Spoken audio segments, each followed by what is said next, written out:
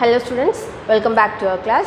So in the last class we have seen the poem The Jakkandi Gangaru. In today's class we are going to see the grammar section of the poem The Jakkandi Gangaru. So the grammar part they have given archaic words. This is said to be the archaic words, A-R-C-H-A-I-C, archaic words. So what is archaic words? The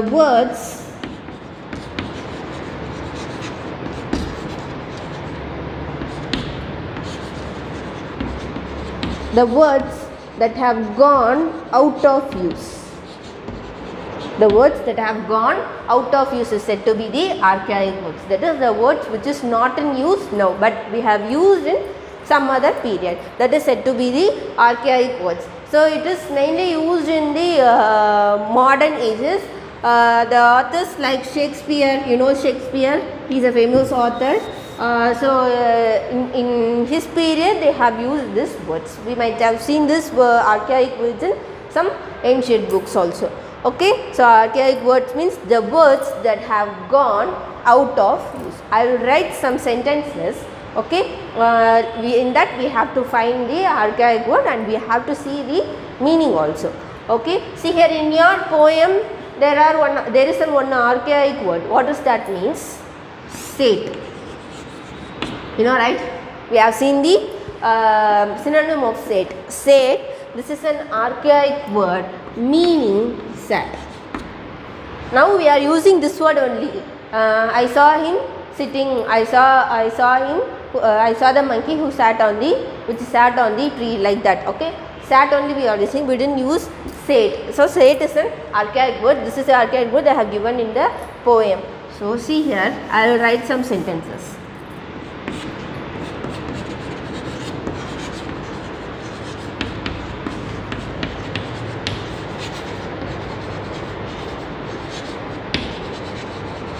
See here, what is the new word here?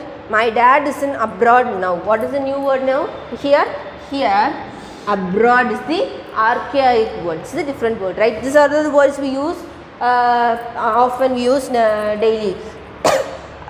Abroad is the archaic word. The meaning of abroad is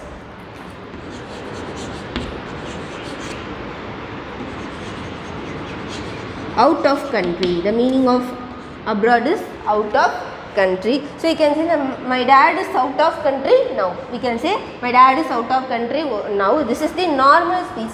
The word for the archaic word for this is out of country is abroad. My dad is in abroad now. See here.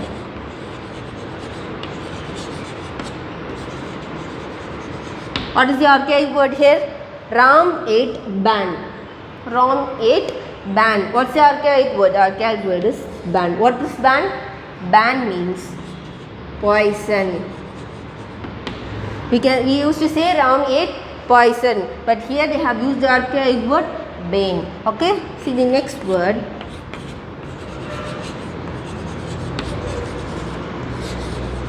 Pass me the clue. Pass me the clue. What is the archaic word here? Clue. Okay, clue. What's the meaning of clue? Means ball of thread.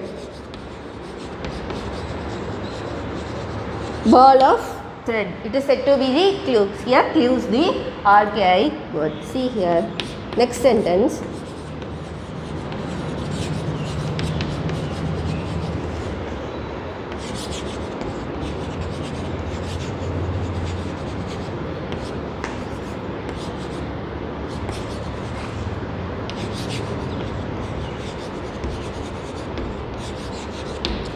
I bought this fish from the fishwife.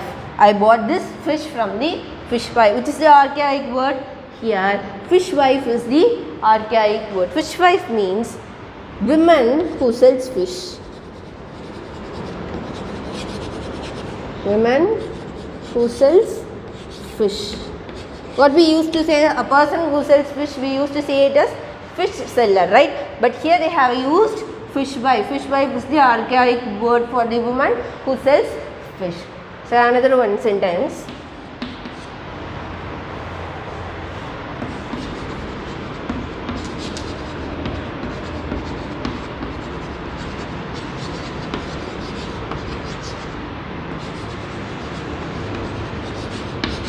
This dish is made up of love apple. This dish is made up of love apple. Which is the archaic word here? Here, love apple is the archaic word. The meaning of love apple is tomato. Okay, the meaning of love apple is tomato. These are the some common archaic words. Okay, they have given many archaic words in your book. You can go through that, and they have also given the meanings of that.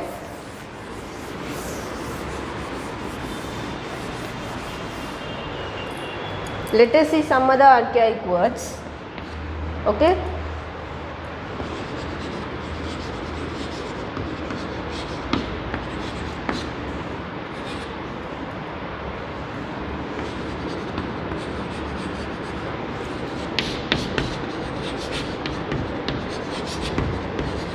Popinjay,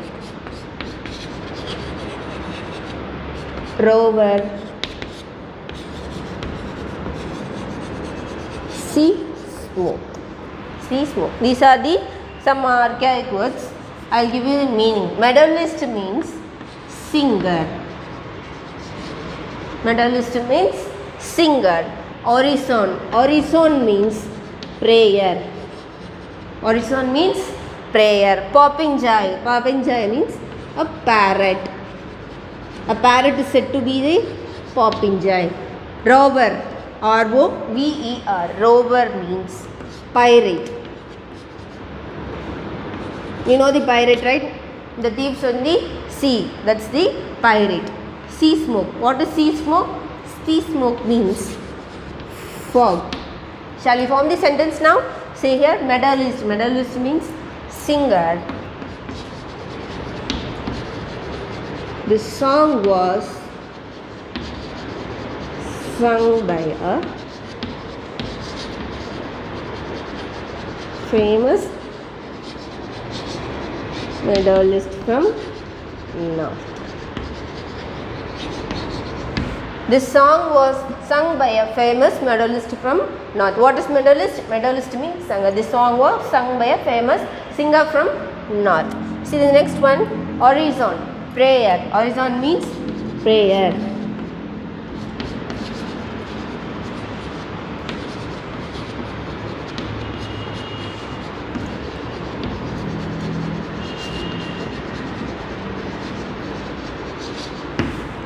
We will have a horizon on every Sunday. So, we will have an horizon.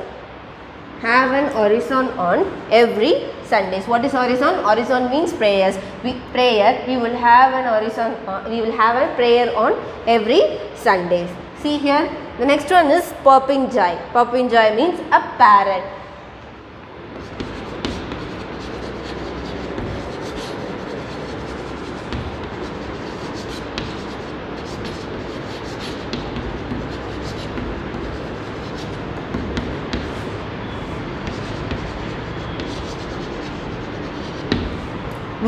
We are growing a popinjay in our home. We are growing a popinjay in our home. Popinjay means parrot. We are growing a parrot in our home. See the pirate. Pirate means rover. Rover means pirate.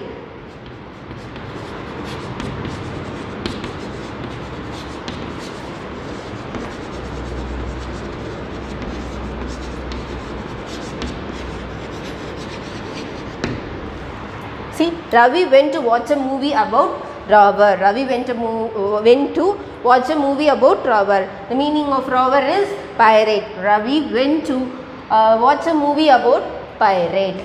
Okay.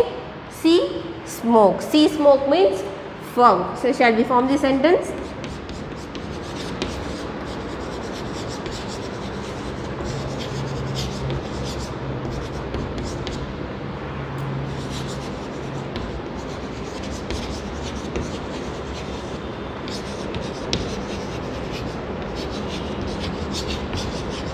My brother could not drive the car because of sea smoke. My brother could not drive the car because of sea smoke. What is sea smoke?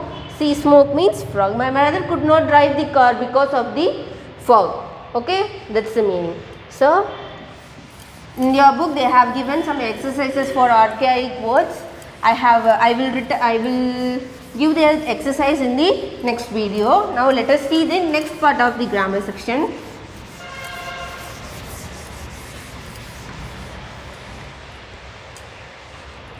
That is transitive and intransitive words. See here, verbs are splitted into two parts. That is intransitive verbs. Intransitive verbs and transitive verbs. Two parts. Transitive verbs. What is intransitive verb means? The verbs that do not take any object is said to be the intransitive verbs, and the verbs that take object is said to be transitive verbs. See here, intransitive verbs example is I ate. Just I ate. It is in complete sentence, right? I ate. What I did? I ate. I is a subject and ate is a verb. This verb doesn't take any object here. And here, see here, this verbs, the verbs which takes objects is said to be the transitive verbs. See here, for example,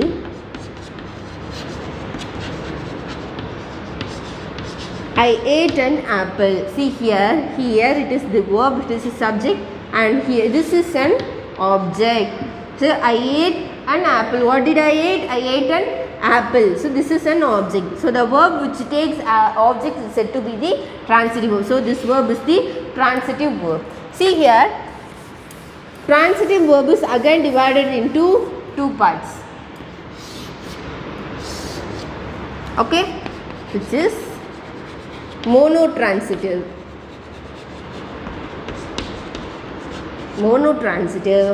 and ditransitive. Ditransitive verbs. From the name itself you can get it. Mono means single, di means two. Mono means one and di means two. That is the verb which takes only one object is said to be the monotransitive, and the verb which takes two objects is said to be ditransitive. See here. See here, I will give a whole example with one subject and one verb, right? See here, we played. Okay, see here, we is the subject here, played is the verb. See here, this verb doesn't take any object here, therefore this verb is intransitive verb. The verb which doesn't take any object is said to be the intransitive verb. See in this sentence, we played. We just played. There is no object here. Therefore, played is the verb which is intransitive verb because it doesn't take any object. See here, we played musical chair. We played musical chair.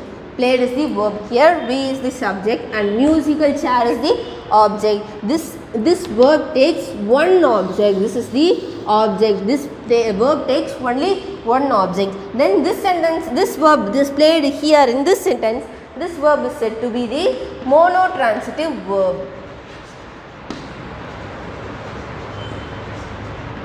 Monotransitive verb. Why do we say this as the monotransitive verb? Because this verb takes only one object. And again, see here, we played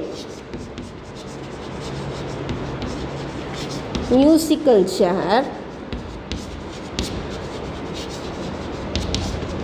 to entertain the audience. Okay. Yeah, again the same subject and the same verb, and the sentence is different. See here, we played musical chair for what? To entertain the audience. So here, we is the subject, played is the verb. This is one object, and here the audience becomes another one object, right? We played musical chair to entertain the audience. Therefore, here this verb takes two objects, that is musical chair and the audience. The verb which takes two objects is said to be ditransitive verbs. Ditransitive verbs. Hope you have understand this. Okay, I will give some of the examples. See here.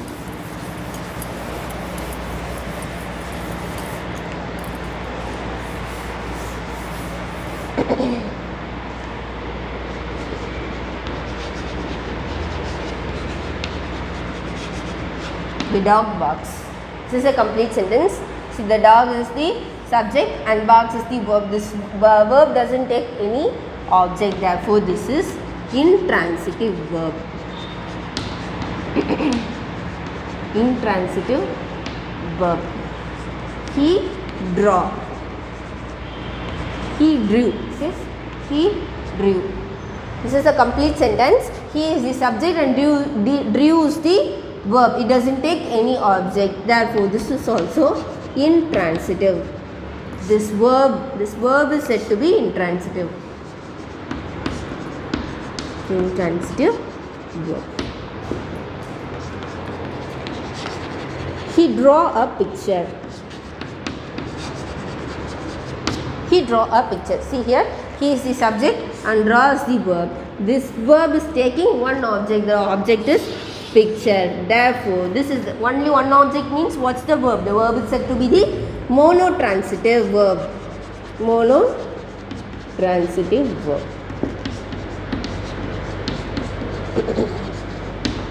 Again, see here.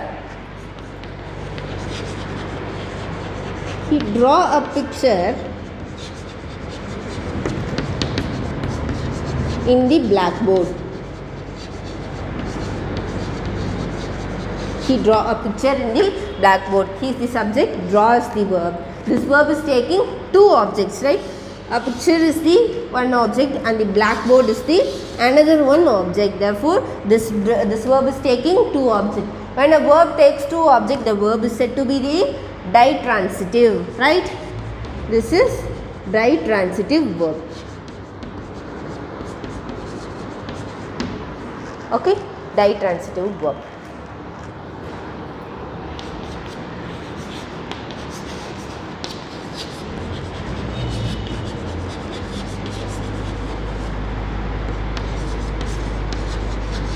What verb is this?